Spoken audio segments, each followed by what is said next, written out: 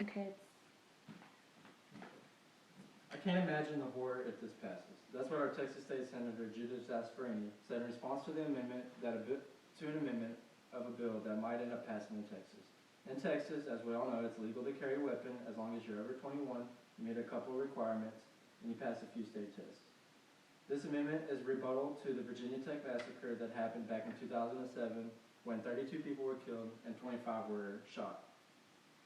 This amendment is attached to a higher education spending bill, which the amendment itself allows licensed carriers of concealed handguns to take their weapons into public college buildings and classrooms. Back in 2009, this amendment was a separate bill itself and tried to get passed, but it was denied. When they talk about concealed handguns, this is a fake one, they mean concealed, like you can't see it. So it's got to be protected and under everything, and it can't be visibly showing. This is illegal, and if you can see it through my shirt and all that, that's illegal too. You're not supposed to see it. Today I will explain a few reasons why this amendment may be detrimental to Texas. USA Today writes that the key to deterring campus massacres is to make it easier to identify an individual who pose as a threat.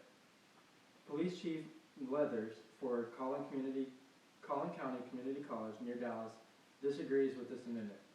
He claims that officers are trained to go immediately to the location of where shots were reported to be fired, and they're trained not to ask any questions, but to stop the person who they identify with a weapon.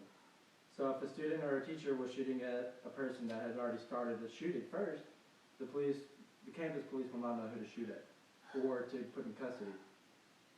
Police Chief Leathers also says that there's a greater risk of more lives being lost if that bill passes.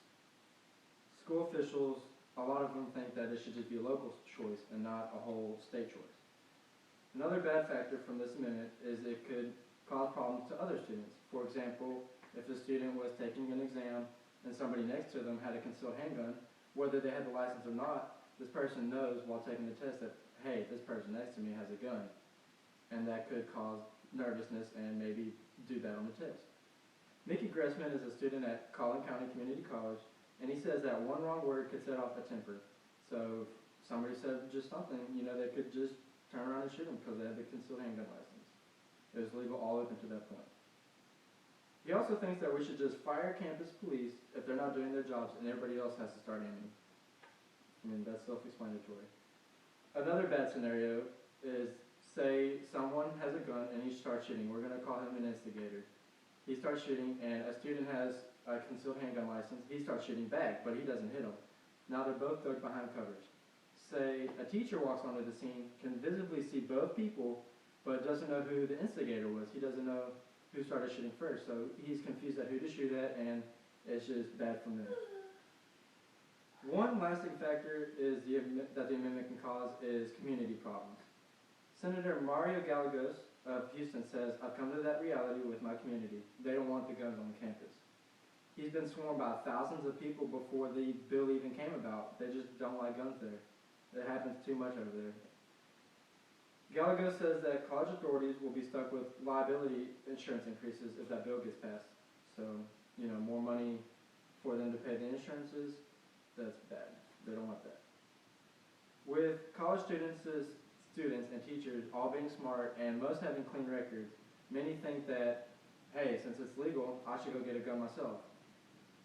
And college campuses are huge square mile populations, very small, and a whole lot of people, so it'd be very easy for chaos to get started.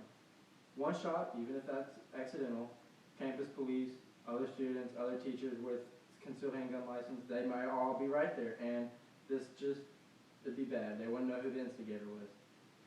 And more liability insurance increases means more tuition fees for us. So, this bill gets passed, more liability insurance increases, more money we have to pay for our kids, ourselves, to get to college.